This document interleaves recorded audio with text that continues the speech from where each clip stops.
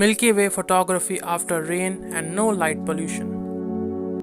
To capture Milky Way and the beautiful starry night, we need to implement some expert mode features in our smartphone. If you have Redmi, then it is very good, and if you have Oppo, then it is also okay. We need to increase the exposure time of our device till 3200,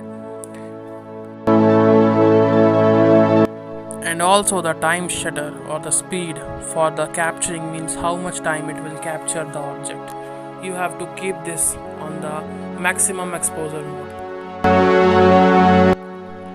After that, WB, we have to place the WB option on the maximum 8000K and the AF accordingly on the conditions MF to the AF.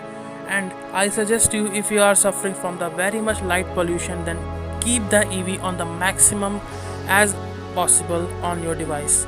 Then after that, turn on the Ultra HD mode or the RAW mode supported accordingly by your devices on.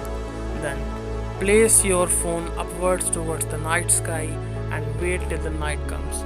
I believe if you do these settings in your mobile phone, it will drastically capture the things which your eyes are not able to view.